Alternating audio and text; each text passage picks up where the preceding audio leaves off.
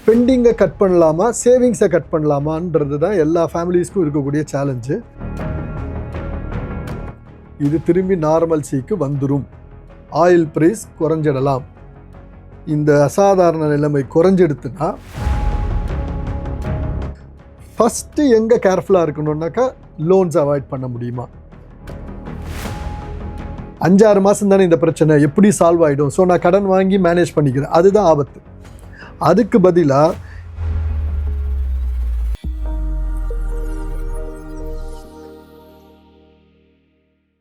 ஜீபோ நேயர்களுக்கு வணக்கம். ஒரு பக்கம் ஷேர் மார்க்கெட் அன்சர்டனிட்டியா இருக்கு, இன்னொரு பக்கம் பெட்ரோல் டீசல் விலை உயர்ந்துட்டே இருக்கிறத நம்மளால பார்க்க முடியுது. இந்த டைம்ல இன்ஃபிளேஷனும் அதிகமாக போகுது. இப்போ பொதுமக்களுக்கு ஒரு கேள்வி வரும், இந்த இன்ஃபிளேஷனால எவ்வளவு செலவுகள் அதிகமாகும் அப்படின்ற கேள்வியும் இருக்கும். இன்வெஸ்ட்மெண்ட்டை நம்ம கண்டினியூ பண்ணலாமா, இல்ல கொஞ்சம் மாசங்களுக்கு நம்ம நிறுத்தி வைக்கலாமா, இந்த மாதிரியான டவுட்ஸ் உங்களுக்கு இருக்கும். ஸோ இதை பத்தியெல்லாம் எக்ஸ்பிளைன் பண்றதுக்காக மார்க்கெட் அனலிஸ்ட் மார்கபந்து சார் நம்ம கூட இணைஞ்சிருக்காங்க. நம்ம சார் கிட்ட பேசலாம். வணக்கம் சார். வணக்கம் சார். இப்போ நம்ம தொடர்ந்து பார்த்துட்டே இருக்கோம், பெட்ரோல் விலை 4வது முறையாக அதிகரிச்சிருக்கு இன்னைக்கு. ஸோ இந்த ஒரு தாக்கம் பொதுமக்களோட டே டு டே லைஃப்ல எந்த மாதிரியான தாக்கத்தை ஏற்படுத்தும் சார் இந்த இன்ஃப்ளேஷன்? கண்டிப்பாக இருக்கும். சரி, முதல்ல பெட்ரோல் டைரெக்டாக நம்மளுடைய இது டிரான்ஸ்போர்ட் காஸ்ட் ஸ்ட்ரெயிட்டாகவே ஏறுறது. ஸோ நான் மாதத்துக்கு ஒரு 1000 ரூபா செலவு பண்ணிகிட்டு இருந்தேன் ஆஃபீஸ் கம்யூட்டிங்க்கு அப்படின்னா இன்றைக்கி 1200 ரூபா ஆக போகிறது. இதை தவிர இன்டைரக்டாக நம்மளுடைய மாதம் நம்ம செலவு பண்ணுற மளிகை கடையோ கிராசரிஸோ காய்கறிகள் இதோடைய விலைகள் எல்லாமே ஏற போகிறது. ஸோ நம்மளுடைய பட்ஜெட்டில் ஃபஸ்ட்டு ஒரு ப்ராப்ளம் வரப்போகிறது இந்த இன்க்ரீஸ் இன் பெட்ரோல் அதோடைய காரணத்தினால. ஸோ இதனால் இம்மீடியட்டாக நார்மலாக ஃபேமிலிஸில் இருக்கக்கூடிய சேலஞ்சு, எங்கே என்னுடைய சேவிங்ஸை நான் கட் பண்ணிவிட்டு என்னோடய ஸ்பெண்டிங்கை கண்டினியூ பண்ணுறதுன்றது தான். ஏன்னா ஸ்பெண்டிங்கை கட் பண்ணலாமா, சேவிங்ஸை கட் பண்ணலாமான்றது தான் எல்லா ஃபேமிலிஸ்க்கும் இருக்கக்கூடிய சேலஞ்சு. எங்களை கேட்டிங்கன்னாக்கா முடிஞ்சால் மட்டும் சேவிங்ஸை கட் பண்ணாதீங்க, எங்கே நம்மளுடைய ஸ்பெண்டிங்ஸை குறைக்க முடியும் அப்படின்றத பாருங்கள். ஏன்னா இது ஒரு பர்மனண்ட்டான ஃபியூச்சர் இல்லை. ஒரு ஆயில் ப்ரைஸ் இன்க்ரீஸ் அது ஒரு தற்காலிகம்னு எடுத்துக்கலாம். இந்த தற்காலிகம்ன்றது 6 மாதம் இருக்கலாம், 7 மாதம் இருக்கலாம், 8 மாதம் இருக்கலாம். இந்த பீரியடில் நம்மளுடைய இன்வெஸ்ட்மெண்ட்ஸை கட் பண்ணிவிட்டு சேவிங்ஸை எக்ஸ்பெண்டிச்சரை கண்டினியூ பண்ணிகிட்டே இருந்தோம்னு வச்சுக்கோங்களேன், நமக்கு இன்ஃப்ளேஷன்னால் அதிகமாக செலவு பண்ண போகிறோம் ஒரு பக்கம், இன்னொரு பக்கம் சேவிங்ஸே இல்லை. இந்த சூழ்நிலை இன்னும் நம்மளை அதிகமாக தான் பாதிக்கும். ஏன்னா பின்னாடி நம்ம சேர்த்து வைக்கிறத குறைக்கிறோம். அதுக்கு பதிலாக இந்த ஒரு 5 மாதமோ 6 மாதமோ எங்கெல்லாம் அத்தியாவசியம் இல்லாத செலவுகள் இருக்கோ அந்த இடத்துல நாம் கொஞ்சம் குறைச்சின்ட்டு சேவிங்ஸையும் இன்வெஸ்ட்மெண்ட்ஸையும் கண்டினியூ பண்ண முடியுமா? ஏன் இந்த இடத்துல சேவிங்ஸ் கண்டினியூ ஆனோம், இன்வெஸ்ட்மெண்ட்ஸ் கண்டினியூ ஆனோம் அப்படின்னா, ஜென்ரலாக எல்லாரும் ஃபாலோ பண்ணாத ஒரு விஷயம் real interest rate. Real interest ரேட்னா என்ன? நாம் ஒரு எஃப்டியில் போடுறோம், நமக்கு ஒரு 7% ரிட்டர்ன் வருது.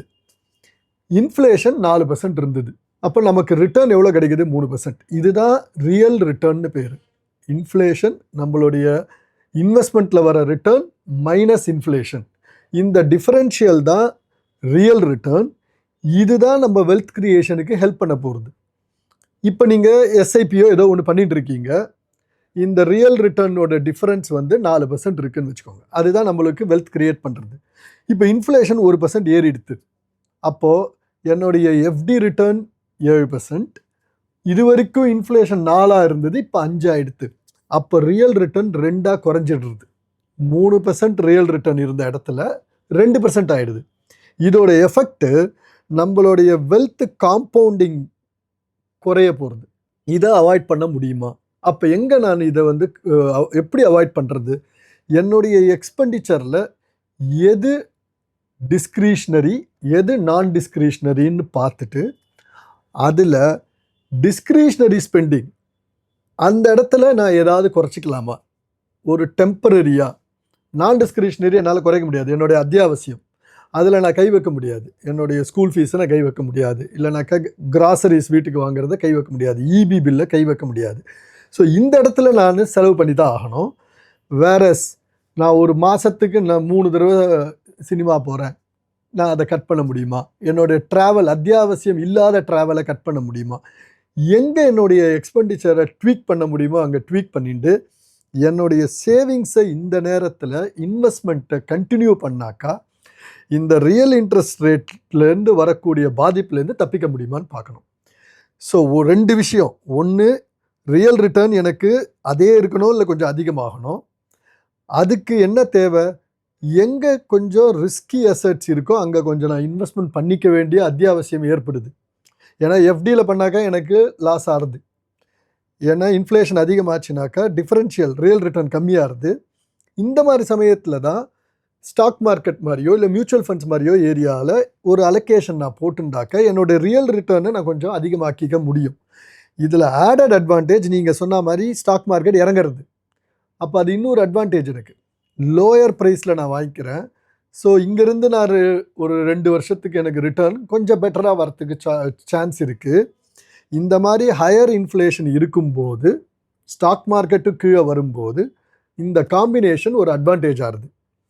என்னுடைய எக்ஸ்பெண்டிச்சரை கொஞ்சம் குறைச்சின்ட்டு இந்த சமயத்தில் என்னோடய எஸ்ஐபியை கண்டினியூ பண்ணுறேன் ஆர் கொஞ்சம் ஏற்றிக்கிறேன். ஸோ தட் என்னோடய ரியல் ரிட்டர்னை நான் காப்பாற்றுறேன். எனக்கு வெல்த் கிரியேஷனுக்கு இது ஹெல்ப்ஃபுல்லாக இருக்கும். ஓகே சார், இப்போ நீங்கள் சொன்னீங்க பொதுமக்கள் ரொம்ப அதிகமாக செலவு பண்ணுற ஒரு சில விஷயங்களை கம்மி பண்ணிட்டு தேவையான சேவிங்ஸாக இருக்கட்டும் இல்லை இன்வெஸ்ட்மெண்ட்டாக இருக்கட்டும் அதை அவங்க கண்டினியூ பண்ணால் அவங்களுக்கு சேஃபர் சைடு அப்படின்னு நீங்கள் சொல்கிறீங்க. பட் இதை மட்டுமே பண்ணாலே அவங்களால இந்த விலை உயர்றதை அவங்களால கட்டுப்படுத்திக்க முடியுமா, இல்லை வேற ஏதாவது அவங்க பண்ணணுமா சார்? அதான் ஒன்று 2ஆக பிரிச்சுடுவோம். இந்த தற்காலிகம், இந்த அன்சர்டனிட்டி ஒரு 3 மாதமாக நமக்கு இருக்குது. இன்னொரு 3-4 மாதம் கூட போகலாம் அப்படின்னு ஒரு சூழ்நிலையை வச்சுப்போம். நமக்கு இப்போ என்ன ப்ராப்ளம்? ஆயில் விலை ஏறி இருக்குன்றது ஒரு ப்ராப்ளம். ஆயில் நமக்கு வர்றது டிலே ஆகுது. ஏன்னா அந்த ஸ்ட்ரெயிட் ஆஃப் ஹோம்ஸ் க்ளோஸ் பண்ணி வச்சுருக்காங்க. வேறு ரூட்ஸில் வரணும், டைம் ஆகுது. ஸோ இந்த 2 தான். அதை தான் சப்ளை டிஸ்ரப்ஷன்னு சொல்கிறோம். ப்ரைஸ் இன்க்ரீஸ் ஒரு ப்ராப்ளம், சப்ளை டிஸ்ரப்ஷன் இன்னொரு ப்ராப்ளம். நமக்கு யூரியா கிடைக்க மாட்டேங்குது. இதனால் சப்ளை டிஸ்ரப்ஷன்னால் யூரியா வரல, கேஸ் கிடைக்கல. இந்த பிரச்சனை ஒரு தற்காலிகம்னு எடுத்துக்கலாம். ஃபஸ்ட்டு 3-4 மாதமோ 5 மாதமோ இது உலகம் ஃபுல்லாக இருக்கிற பிரச்சனை. இந்த உலகம் ஃபுல்லாக இருக்கிற பிரச்சனைனால ஏதோ ஒரு தீர்வு வந்துடும். ஏதோ ஒரு சூழ்நிலையில் எல்லாருக்கும் தீர்வு வந்துடும். அப்போ டெம்பரரின்றதுனால நம்மளுடைய எக்ஸ்பெண்டிச்சர் இன்க்ரீஸ் ஆகிறதும் டெம்பரரி தான். ஒரு 4-5 மாதம் அப்போ நம்ம கட்டுப்படுத்திக்க முடியும். இதுவே 2 வருஷத்துக்கு நீங்கள் கட்டுப்படுத்திக்கணுன்னாக்கா தான் அது ஒரு பெரிய சேலஞ்சு. ஒரு 4-5 மாதம்ன்ற போது ஓகே, நம்மளுடைய செலவுகளை எங்கெல்லாம் கட்டுப்படுத்திக்க முடியுமோ கட்டுப்படுத்தின்ட்டு, மோஸ்ட் இம்பார்ட்டண்ட் இன்வெஸ்ட்மெண்ட்டை கட் பண்ணிடாதீங்க. இந்த இடத்துல இன்வெஸ்ட்மெண்ட்டை ஏற்றினா இன்னும் நல்லது. ஏற்ற முடியலன்னா இருக்கிற இன்வெஸ்ட்மெண்ட்டையாவது கண்டினியூ பண்ணணும். அது ரொம்ப இம்பார்ட்டண்ட். 3வது, நம்ம பண்ணுற இன்வெஸ்ட்மெண்ட்டுமே அந்த ரியல் ரிட்டர்னை ஃபோக்கஸ் பண்ணி பண்ணுங்க. எனக்கு ரியல் ரிட்டர்ன் ஒரு 4-5% வரணும். அப்போ தான் நான் வெல்த் க்ரியேட் பண்ண முடியும். அப்போ அந்த 4-5% எங்கே கிடைக்கும்? ஸோ நான் ஒரு மியூச்சுவல் ஃபண்ட்ஸில் போடுறேன், எஸ்ஐபியில் எனக்கு அந்த இடத்துல 4-5% எக்ஸ்ட்ரா கிடைக்கும். இன்ஃப்ளேஷனோட 5% எனக்கு எக்ஸ்ட்ரா வரும் அப்படின்னா அந்த இடத்துல நான் போடலாம். இப்போ ஸ்டாக் மார்க்கெட் குறைஞ்சிருக்கு. இதை ஒரு ஃபைனான்ஷியல் அட்வைசரை வச்சுட்டு நான் ஒரு கன்சல்டேஷன் பண்ணிட்டு இப்போ கொஞ்சம் இன்க்ரீஸ் பண்ணிக்கிறேன் என்னோடய அலோகேஷனை. என்னுடைய ரியல் ரிட்டர்னை 5-6% ஆக்க முடியுமா? ஸோ இப்படி தான் நம்ம நம்மளுடைய இன்ஃப்ளேஷன் ஃபைட்டிங் மெக்கானிசம்ன்றது 2 விதமாக இருக்கணும். 2ம் ஒன்றா இருக்கணும். ஒன்று, அத்தியாவசியம் இல்லாத செலவை குறைச்சிக்கிறது. இன்னொன்று, இந்த மாதிரி ஸ்டாக் மார்க்கெட் கீழே வந்திருக்கு, நமக்கு கொஞ்சம் வேல்யூவேஷன் கம்மியாக இருக்குது, என்ட்ரி வேல்யூவேஷன் நல்லா இருக்குது, இப்போ நான் கொஞ்சம் ஏற்றிக்க முடியுமா? இது ஃபேமிலிஸ்க்கு ஒரு சேலஞ்சு தான் இந்த 2த்தையும் பண்ணுறது. ஏன்னா 2 பக்கமும் நீங்கள் உங்களை டைட் பண்ணிக்கிறீங்க. எக்ஸ்பெண்டிச்சரையும் குறைச்சி டைட் பண்ணிக்கிறீங்க, உங்கள் இன்வெஸ்ட்மெண்ட்டையும் கொஞ்சம் இன்க்ரீஸ் பண்ணிக்கிறீங்க.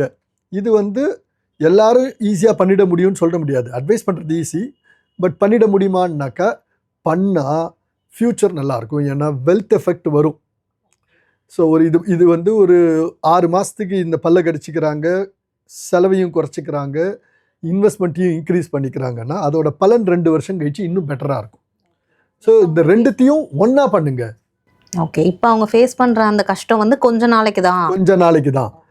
ஏன்னா நம்மளுடைய பேசிக் பிலீஃப் என்னன்னா இது வந்து ஒரு அசாதாரணமான சூழ்நிலை, நிரந்தரம் இல்லை. இது திரும்பி நார்மல்சிக்கு வந்துடும். ஆயில் பிரைஸ் குறைஞ்சிடலாம். இந்த அசாதாரண நிலைமை குறைஞ்செடுத்துனா இந்த லெவலுக்கு பாதிப்பு இருக்காது. இன்ஃப்ளேஷன் இருக்கலாம். பழையபடி 2% 3% இன்ஃப்ளேஷன் இல்லைனாலும் 5-6% இல்லாமல் 3-4% இருக்குதுன்னு வச்சுக்கோங்க. இது ஒரு 6-7 மாதம் கழிச்சு சரியாக போகிறதுக்கு வாய்ப்பு இருக்குது. இன்னொரு பக்கம் இந்த ஸ்டாக் மார்க்கெட் குறைஞ்சிருக்குன்றது ஒரு ஆப்பர்ச்சுனிட்டியாக எடுத்துப்போம். இந்த இடத்துல எஸ்ஐபியை இன்க்ரீஸ் பண்ண முடிஞ்சா பண்ணுங்க, இல்லை இருக்கிறத நிறுத்தாமல் பண்ணிக்கோங்க. இந்த ரெண்டுத்தோட காம்பினேஷன் உங்களுடைய வெல்த் கிரியேஷனுக்கு எஃபெக்டிவாக இருக்கும். ஓகே சார், கண்டிப்பாக. அதே மாதிரி வந்து இப்போ அந்த கோவிட் டைமில் நம்ம பார்த்தோம் அப்படின்னா, அந்த டைமில் ஒரு அன்சர்டனிட்டி கிரியேட் ஆகும்போது இன்வெஸ்டர்ஸ்லாம் வந்து அடுத்த ஒரு 4 இயர்ஸ்க்கு வந்து நல்லா ஒரு இன்வெஸ்ட்மெண்ட் இருந்ததை நம்மளால் பார்க்க முடிஞ்சுது. பட் ஆனால் இந்த டைம் அந்த மாதிரி கிடையாது அப்படின்ற ஒரு விஷயத்தை நம்ம கேள்விப்படுறோம். ஸோ எந்த அளவுக்கு அவங்க வந்து கேர்ஃபுல்லாக ஹேண்டில் பண்ணணும் sir? Post covid first time இன்வெஸ்ட்மெண்ட்டுக்கு வந்தவங்கள்லாம் அந்த ஒரு 3 வருஷத்தை நிரந்தரமாக இருக்கும்னு நினைக்கிறாங்க. அது இல்லை. ஏன்னா கோவிடுக்கு அப்புறம் என்ன ஆச்சுன்னாக்கா, உலகமே ஒரு பயத்தினால இது எந்த அளவுக்கு பாதிப்பு வரும்ன்றது தெரியாததுனால கவர்மெண்ட்ஸ் எல்லா கண்ட்ரிலையுமே சரி, கவர்மெண்ட்ஸ் வந்து ஃபிஸ்கலை ஈஸ் பண்ணி நிறைய பணம் புழக்கத்துக்கு விட்டாங்க மார்க்கெட்டில். அதோட பலன் ஈக்விட்டி மார்க்கெட் ரேலி ஆச்சு பெருசாக. ஸோ 2 வருஷத்தில் 20%லாம் கிடச்சிது அந்த பீரியடில். 21, 22, 23 3 கேலண்டர் இயர் எடுத்துட்டிங்கனாக்கா, கோவிடுக்கு அப்புறம் வந்த பணப்புழக்கம் மார்க்கெட்டுக்கு, எல்லா மார்க்கெட்லேயும், இந்தியன் மார்க்கெட் மட்டும் இல்லை, யூஎஸ் மார்க்கெட்டாக இருந்தாலும் சரி, யூரோப்பியன் மார்க்கெட்டு, இல்லை வேறு எந்த மார்க்கெட்டாக இருந்தாலும் சரி, நிறைய பணம் ஸ்டாக் மார்க்கெட்டுக்குள்ளே வந்தது. அதோட பலன் எல்லாருக்கும், இன்வெஸ்ட் பண்ணவங்க எல்லாருக்கும் நல்ல ரிட்டர்ன் கிடச்சிது. இன்னைக்கு அதே மாதிரியா சூழ்நிலையா? இல்லை. இன்ஃபேக்ட் அதுக்கு ஆப்போசிட். ஏன்னா அப்போது பணப்புழக்கம் அதிகமாச்சு, இன்ஃப்ளேஷன் குறைஞ்சி இருந்தது. இப்போது இன்ஃப்ளேஷன் அதிகமாகுது ஒன்று, பணப்புழக்கமும் இப்போ கம்மி. ஸோ ஸ்டாக் மார்க்கெட்ஸ்க்கு, இந்தியன் ஸ்டாக் மார்க்கெட் பர்டிகுலராக எடுத்துட்டிங்கன்னாக்கா, லாஸ்ட் 2 வருஷமாக நம்மளே பார்க்குறோம் ரிட்டர்ன்ஸ் இல்லை.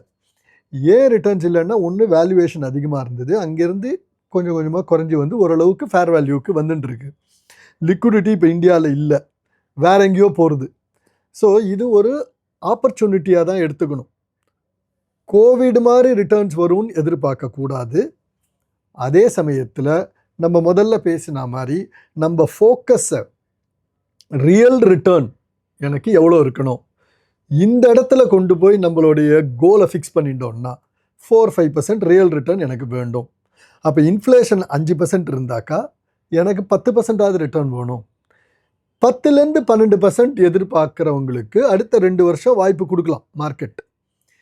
கோவிட் போது வந்த மாதிரி 15% வேணும், 20% வேணும்னு நினைக்கும் போது தான் ஆபத்து வருது.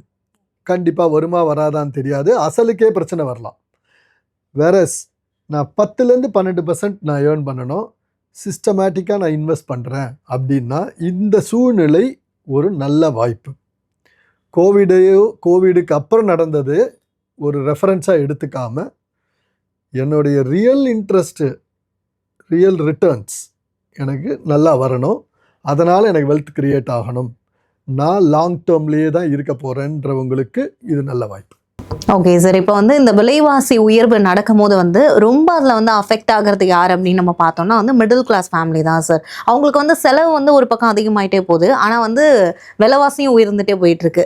ஆனால் அவங்களுக்கு வந்து சேலரி வந்து அந்த அளவுக்கு வருமானது நமக்கு தெரியாது. ஸோ இந்த டைமை ஃபினான்ஷியலாக அவங்க எப்படி ஹேண்டில் பண்ணணும் சார்?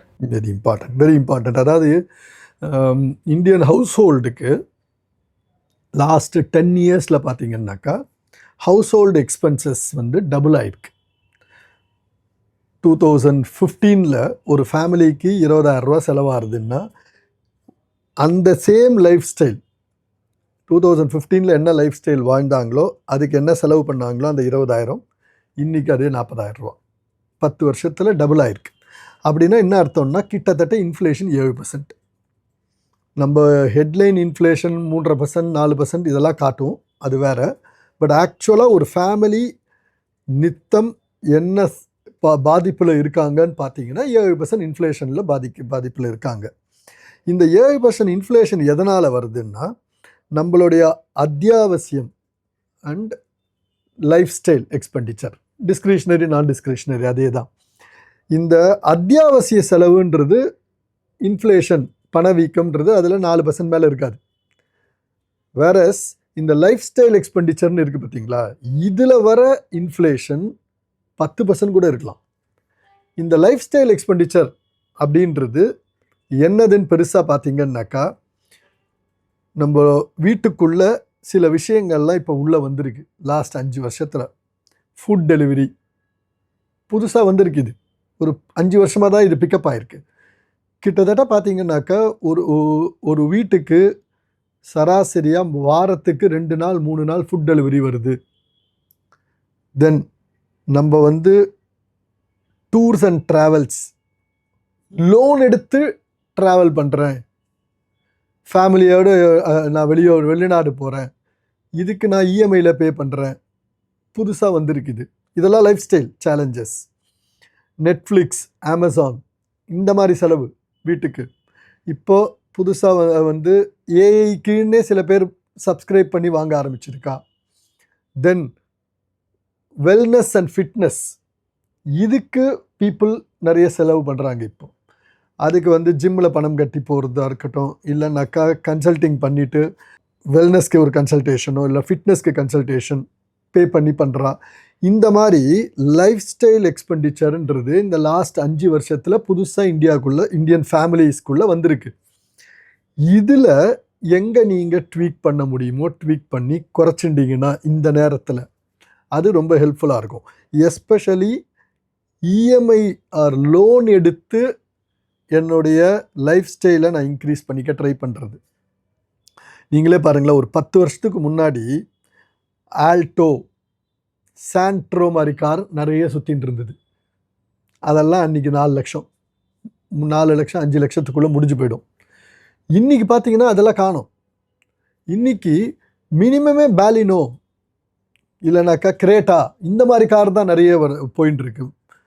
அப்போது மினிமம் காரு 4 லட்சம் 5 லட்சத்துலேருந்து 8 லட்சம் 10 லட்சத்துக்கு போயிடுது. அப்போ அந்த இஎம்ஐ என்ன ஆகுது, டபுளாக ஆகுது ஒவ்வொருத்தருக்குமே. ஸோ நீங்கள் மிடில் கிளாஸ்ன்னு ரெஃபர் பண்ணதுனால சொல்கிறேன். இந்த மாதிரி லைஃப் ஸ்டைல் ஸ்பெண்டிங்க்கு என்னுடைய லோனை அதிகமாக ஆக்கிக்கிறது இந்த சூழ்நிலையில் அவாய்ட் பண்ண முடியுமா? சின்ன கார்லேயே யூஸ் பண்ணலாமா? ப்ராபப்ளி ஒரு 2 வருஷம் மேபி. அதுக்கப்புறம் சேஞ்ச் பண்ணிக்க முடிஞ்சாக்கா சுச்சுவேஷன் பெட்டராக இருக்குதுன்னு வச்சுக்கோங்க கண்ட்ரியில், அப்போ நான் பண்ணிக்கிறேன். இன்றைக்கி மல்டிபிள் சேலஞ்சஸ் வருது. ஒரு பக்கம் இன்ஃப்ளேஷன், ஆயில் ப்ரைஸ் ஏறுறது, தென் சப்ளை டிஸ்ரப்ஷன் இருக்குது, இதெல்லாம் ஒரு பக்கம். இன்னொரு பக்கம் ஏஐனால் நிறைய ஜாப் ரிஸ்க் பில்ட் ஆகுது. ஸோ வேஜ் இன்க்ரீஸ் எந்த அளவுக்கு இருக்கும், முன்னாடி இருந்த மாதிரியே இருக்குமா, இதெல்லாம் தெரியல. ஸோ இதெல்லாம் தான் அன்சர்டனிட்டிஸ் பில்ட் ஆகுது. ஃபஸ்ட்டு எங்கே கேர்ஃபுல்லாக இருக்கணுன்னாக்கா லோன்ஸ் அவாய்ட் பண்ண முடியுமா, தேவையில்லாத இஎம்ஐஸில் லாக் பண்ணிக்க வேண்டாம், பர்சனல் லோன்ஸை குறைச்சிக்க முடியுமா. ஏன்னா அது வந்து ஹை இன்ட்ரெஸ்ட் ரேட். ஒரு பர்சனல் லோன் இன்றைக்கி எடுத்திங்கனாக்கா 14% 15%. ரொம்ப அத்தியாவசியமான விஷயத்துக்கோசரம் எடுக்கிற பர்சனல் லோன் ஓகே, அது ஃபேமிலிக்கு தேவைன்னு. பட் ஒரு லக்ஸரிக்கோசரம் நான் பர்சனல் லோன் எடுத்துட்டு என்னுடைய வரவுக்கு மீறின ஒரு கடன் எனக்கு இப்போ தேவையா, அதை நான் அவாய்ட் பண்ணலாமா? இது ஃபைனான்ஷியல் பிளானிங்கில் ரொம்ப இம்பார்ட்டண்ட். ஒரு ஃபைனான்ஷியல் பிளானிங் கன்சல்டன்ட் கிட்ட உட்காந்துட்டு இப்போல்லாம் வந்து ஆன்லைன்லேயே நிறைய பேர் கைடன்ஸ் கொடுக்குறா. ஸோ உங்கள் இன்கம் என்ன, உங்கள் எக்ஸ்பெண்டிச்சர் என்ன, உங்கள்கிட்ட இருக்கிற அசட்ஸ் என்ன, லைபிலிட்டிஸ் எப்படி இருக்குது, உங்களோட மந்த்லி சர்ப்ளஸ் எவ்வளோ இருக்குது, இதை புரிஞ்சுண்டு இதுக்கு ஏற்ற மாதிரி உங்களுடைய லோன்ஸு மேனேஜ் பண்ணிட்டீங்கன்னா, குறைக்க முடிஞ்சால் குறைச்சிண்டு சேவிங்ஸையும் இன்வெஸ்ட்மெண்ட்ஸையும் ஏற்றுட்டிங்கன்னா உங்களுக்கு ஃப்யூச்சர் வந்து கம்ஃபர்டபுளாக இருக்கும். ஃபைனான்ஷியல் ஃப்ரீடம் அச்சீவ் பண்ண முடியும். நீங்கள் வந்து வெல்த் எஃபெக்ட் அப்படின்னு நம்ம சொல்கிறோம். வெல்த் எஃபெக்ட் எப்போ வரும்? கான்ஸ்டண்ட்டாக என்னுடைய இன்வெஸ்ட்மெண்ட்ஸ் பண்ணிகிட்டே இருக்கணும். நான் ஒரு தம்பு ரூல், பேசிக்கலாக 30% ஆஃப் மை இன்கமையாவது நான் சேவ் பண்ணணும். எனக்கு என்ன சம்பளம் வேணால் இருக்கட்டும், 20,000 50,000 1 லட்சம் என்ன வேணால் இருக்கட்டும், ஆனால் அதில் நான் 30% சேவ் பண்ண முடியுமா? என்னுடைய முதல் செலவு சேமிப்பாக இருக்கட்டும்னு முன்னாடிலாம் ஒரு ஸ்லோகன் இருக்கும். ஸோ அது மாதிரி நான் பண்ணிக்க முடியுமா? முடியாது. குடும்ப சூழ்நிலை எனக்கு இருக்குது, ஏற்கனவே கடன்கள் இருக்குது, செலவு அத்தியாவசிய செலவே அதிகம். சரி 20% பண்ண முடியுமா? அங்கேயாவது நம்மளோட ஸ்ட்ராங்காக 20% எடுத்து நான் சேவிங்ஸ் இன்வெஸ்ட்மெண்ட்டில் போட்டுடுறேன். அதுக்கப்புறம் மீதியில் நான் என்னுடைய செலவை பார்த்துக்கிறேன். அதில் எனக்கு அத்தியாவசிய செலவு ஒரு 30% ஆகிடும். 30% இங்கே போகுது, 20% இங்கே போயிடுது. என்னுடைய ஹவுசிங் இஎம்ஐ அதை நான் அவாய்ட் பண்ணக்கூடாது. ஒரு வீடு வச்சுக்கிறது நல்லது. ஸோ ஹவுசிங் இஎம்ஐக்கு நான் கொடுக்குறேன், ஃபைன். அதுக்கு மேலே தேவையற்ற செலவுகளை கடன் வாங்கி பண்ணுறதை நிறுத்திண்டாலே வெல்த் எஃபெக்ட் வில் கம். கொஞ்சம் சேர்த்துக்கோங்க. ஒரு 10-15 வருஷத்துக்கு முன்னாடிலாம் பார்த்தீங்கன்னாக்கா நான் ஏர்ன் பண்ணுவேன். ஏர்ன் பண்ணதுலேருந்து என்னுடைய சேவிங்ஸை வச்சுண்டு அதில் கொஞ்சம் பணம் வந்த பிறகு என்னுடைய லக்ஸரிக்கான தேவையை நான் வாங்கிப்பேன். ஒரு மார்ஜின் மணி அதுலேருந்து க்ரியேட் பண்ணிப்பேன். நான் ஒரு கார் வாங்கணும்னாக்கா ஒரு 20% நான் கான்ட்ரிபியூட் பண்ணுவேன், மீதியை தான் லோன் எடுப்பேன். இது 10-15 வருஷத்துக்கு முன்னாடி. இன்றைக்கி 100% லோன். ஆபத்து அது ஃபேமிலிக்கு. என்ன ஆறுது? I am paying high interest and I'm also paying high EMI. So எனக்கு சேவிங்ஸை நான் குறைச்சிக்கிறேன். எதனால்? என்னுடைய தேவைக்கு மீறின ஒரு அசட்டை நான் வாங்க போய் அதுக்கு நான் ஹையர் இஎம்ஐ கட்டுறேன். இன்றைக்கி அந்த மாதிரி ஒரு சூழ்நிலை. ஸோ ஃபஸ்ட்டு என்னுடைய சம்பாத்தியம் அதிலிருந்து நான் முதல்ல செலவு பண்ணி அசட்டை க்ரியேட் பண்ணிக்கிறேன் த்ரூ இஎம்ஐ. மீதி தான் எனக்கு சேவிங்ஸ்க்கு. இந்த ஷிஃப்ட்டு ஆபத்து. இதனால தான் பார்த்தீங்கன்னா ஹவுஸ் ஹோல்டு சேவிங்ஸ் குறைய ஆரம்பிச்சிருக்கு இந்தியாவில். ஸோ இந்த இன்ஃப்ளேஷனரி பீரியடை ஒரு ஆப்பர்ச்சுனிட்டியாக எடுத்துட்டு ஓரளவுக்கு நம்ம ஃப்ரூகலாக அத்தியாவசியத்துக்கு செலவு பண்ணுவோம், சேவிங்ஸ் அண்ட் இன்வெஸ்ட்மெண்ட்ஸை பண்ணுவோம். அதுக்கு மீறி என்கிட்ட சர்ப்ளஸ் இருந்தால் மட்டும்தான் நான் லக்ஸரிக்கு ஸ்பெண்ட் பண்ணுவேன். இந்த மாதிரி ஒரு கல்ச்சருக்கு திருப்பி நம்ம போனாதான் long term wealth creation can happen. Okay sir, இப்போ நீங்கள் நிறைய அறிவுறுத்தல்களை கொடுத்துருக்கீங்க. இந்த மாதிரி சேவிங்ஸ் பண்ணுங்க, அத்தியாவசிய செலவுகளை ஒரு சில விஷயங்களை குறைச்சிக்கோங்க அப்படின்னு நீங்கள் சொல்லியிருக்கீங்க. பட் ஆனால் மக்கள் என்ன பண்ணுவாங்க அப்படின்னா அந்த சேவிங்ஸில் தான் ஃபஸ்ட்டு கை வைப்பாங்க.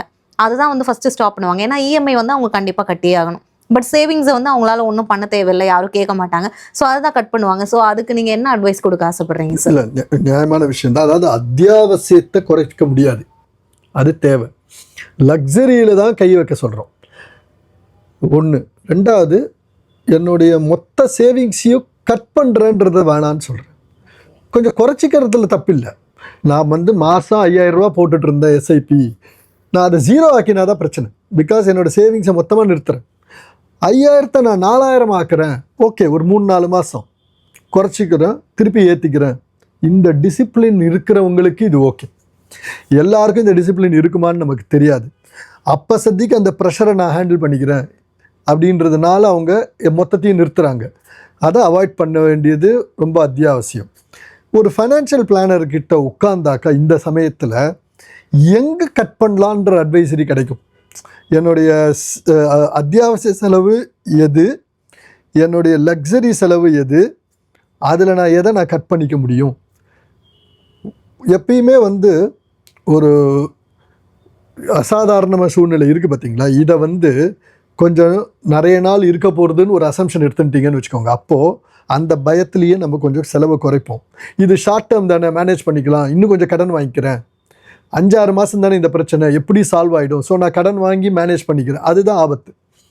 அதுக்கு பதிலாக இந்த சூழ்நிலையில் நான் ஒரு ஃபைனான்ஷியல் பிளானர்கிட்ட உட்காந்துட்டு என்னுடைய லக்ஸரி ஸ்பெண்டிங் எதுன்னு ஐடென்டிஃபை பண்ணிட்டு அங்கே நான் குறைக்க முடிஞ்சதை குறைச்சிண்டு அதை நான் எஸ்ஐபிக்கு ரீரூட் பண்ணிண்டாக்கா, ஆர் என்னுடைய சேவிங்ஸையோ எஸ்ஐபியை கட் பண்ணாமல் மேனேஜ் பண்ணி கண்டினியூ பண்ணுறேன், that it self is enough. இந்த பீரியடில் ரெண்டு விஷயம். ஒன்று என்னோடய சேவிங்ஸ் கண்டினியூ ஆகுது, கார்பஸ் பில்ட் ஆகுதுன்றது ஒன்று. இன்னொன்று, இந்த சமயத்தில் தான் என்னோடய ரியல் ரிட்டர்ன் ஃபோக்கஸ் வரணும். எஃப்டியில் ரொம்ப கம்மியாக இருக்குது, இப்போ தான் மார்க்கெட்டுக்கு போகணும், ஆப்பர்ச்சுனிட்டியும் வருது. ஸோ இதுதான் சமயம் எஸ்ஐபியை கட் பண்ணக்கூடாதுன்றதுக்கு. லோயர் ப்ரைஸஸில் எனக்கு லோயர் என்ஏவியில் நான் கிடைக்கிது, இன்னும் கொஞ்சம் முடிஞ்சாக்கா நான் ஆட் பண்ணிக்கிறேன் இந்த நேரத்தில். அதுக்கு என்னுடைய லக்ஸரியை குறைச்சிக்கிறது தான் ஒரே வழி. எப்படி குறைக்கிறதுன்றது ஒரு அட்வைசரோட உட்காந்தாக்கா தே வில் கைட் யூ எங்கே நீங்கள் ட்வீக் பண்ணலான்னு. ஃபேமிலியோடு உட்காந்து இதை பண்ணுங்க. Children should also participate. அவங்களுக்கு இது தெரியணும் ஏன் பண்ணுறோன்றது. ஒரு ஃபினான்ஷியல் பிளானரோட, சர்டிஃபைட் ஃபினான்ஷியல் பிளானரோட உட்காந்திங்கனாக்கா it can be video call also. But நீங்கள் மட்டும் தனியாக பண்ணாமல் உங்கள் ஃபேமிலியும் சேர்த்து உட்கார வச்சு அந்த என்டையர் ப்ராசஸை அவங்களும் பார்ட்டிசிபேட் பண்ணாங்கன்னா அவங்களுக்கு அந்த அவேர்னஸ் கிடைக்கும். ஓகே, நம்ம இந்த இடத்துல கட்டுப்பாடாக இருந்தால் என்னோடய ஃப்யூச்சர் நல்லா இருக்க போகிறது. இதே லைஃப் ஸ்டைலை நான் இன்னொரு 5 வருஷம் கழிச்சு கண்டினியூ பண்ணணும். அதுக்கு சேவிங்ஸ் அண்ட் இன்வெஸ்ட்மெண்ட்ஸ் அத்தியாவசியம்னு எனக்கு புரியுறதுன்றது ஒரு பசங்களுக்கும் போகும். ரொம்ப சின்ன பசங்கள் இல்லாமல் கொஞ்சம் பெரிய பசங்களாக இருந்தாக்கா அந்த இடத்துல அந்த புரிதல் கிடைக்கும். அவங்களுக்கும் அவாய்ட் பண்ணுவாங்க. அவங்களும் தேவையில்லாத செலவை கொஞ்சம் குறைச்சா கூட போதும். சிறு துளி பெருவெள்ளம் தான். கொஞ்சம் கிடைச்சாலும் அதோட எஃபெக்ட் பாசிட்டிவாக வந்து நிற்கும். நெக்ஸ்ட் சைக்கிள் மார்க்கெட் நல்லா போகும்போது அவங்களே பார்ப்பாங்க அவங்களோட சேவிங்ஸ் எப்படி க்ரோ ஆகிருக்குன்னு. பழக்கம் இன்றைக்கி பழக்கம் நாளைக்கு வழக்கமாகும். பழக்க வழக்கம் தான், இதை விட்டுறக்கூடாது. நீங்கள் எஸ்ஐபி ஆரம்பிச்சிங்க, பல்ல கடிச்சுண்டு கஷ்டப்பட்டுண்டாவது நான் அதை கண்டினியூ பண்ணுவேன். நான் எப்பயுமே சொல்கிற ரெஃபரன்ஸ் பிஎஃப், ப்ராவிடென்ட் ஃபண்ட். உங்களால் அதை நிறுத்த முடியாது. ஏன் அதை நிறுத்த முடியாது? அது எம்ப்ளாயர் கட் பண்ணி போட்டுடுறாங்க, கவர்மெண்ட்டோடைய ரூலு பண்ணிடுறாங்க. அப்போ அந்த இடத்துல சேவ் பண்ணுறது உங்கள் கஷ்டத்துக்கோசரம் நிறுத்த முடியுதா? அதே மாதிரி எஸ்ஐபியும் நினச்சிக்கோங்க. உங்களோட ப்ராவிடென்ட் ஃபண்டோடைய இன்னொரு அங்கமாக அதை நினச்சிக்கோங்க. 10 வருஷம் 15 வருஷம் 20 வருஷம் எஸ்ஐபியை கண்டினியூ பண்ணிங்கன்னா வெல்த் எஃபெக்ட்டு ப்ராவிடென்ட் ஃபண்டில் கிடைக்கிறத விட அதிகமாக கிடைக்கும். Provident fund 8%. அப்போ எனக்கு 9 வருஷம் ஆகுது டபுள் ஆகிறதுக்கு. எஸ்ஐபி 10% கிடச்சிதுன்னு வச்சுக்கோங்க. ஸோ எனக்கு 7 வருஷத்தில் டபுள் ஆகுது. 20 வருஷத்துக்கு பார்த்தீங்கன்னா 7 வருஷம் கிடைக்குது. அப்போ எஃபெக்ட் எவ்வளோ பவர்ஃபுல். இதை எந்த காரணத்தை கொண்டு நிறுத்தாதீங்க. ஓகே சார், கண்டிப்பாக இந்த மாதிரியான ஒரு கிரைசிஸ் டைமில் வந்து எல்லா ப்ரைஸும் வந்து அதிகரிச்சிட்ருக்கு, பொதுமக்களோட செலவுகள் அதிகரிச்சிட்ருக்கு. இந்த இன்ஃப்ளேஷனை பொதுமக்கள் எப்படி ஹேண்டில் பண்ணோம் அப்படின்னு நிறைய விஷயங்கள் சொன்னீங்க. ரொம்ப ரொம்ப நன்றி சார். நன்றிமா. நேயர்களே, சார் சொன்ன இந்த இன்ஃபர்மேஷன்ஸ் கண்டிப்பாக உங்களுக்கு யூஸ்ஃபுல்லாக இருந்திருக்கும் அப்படின்னு நாங்கள் நம்புகிறோம். இந்த இன்ஃப்ளேஷன் டைமில் உங்களோட ஃபினான்ஷியல் கிரைசிஸை நீங்கள் எப்படி ஹேண்டில் பண்ணணும் அப்படின்ற கைடன்ஸை தான் இன்றைக்கி சார் உங்களுக்கு கொடுத்துருந்தாரு. இந்த வீடியோ உங்களுக்கு பிடிச்சிருந்துச்சுன்னா லைக் பண்ணுங்கள், உங்களோட ஃப்ரெண்ட்ஸ் அண்ட் ஃபேமிலிஸ்க்கு ஷேர் பண்ணுங்கள். மறக்காமல் உங்களுக்கு இருக்க கமெண்ட்ஸை கமெண்ட் செக்ஷனில் கமெண்ட் பண்ணுங்கள். அதோட ஜீபு சேனலையும் சப்ஸ்கிரைப் பண்ண மறக்காதீங்க.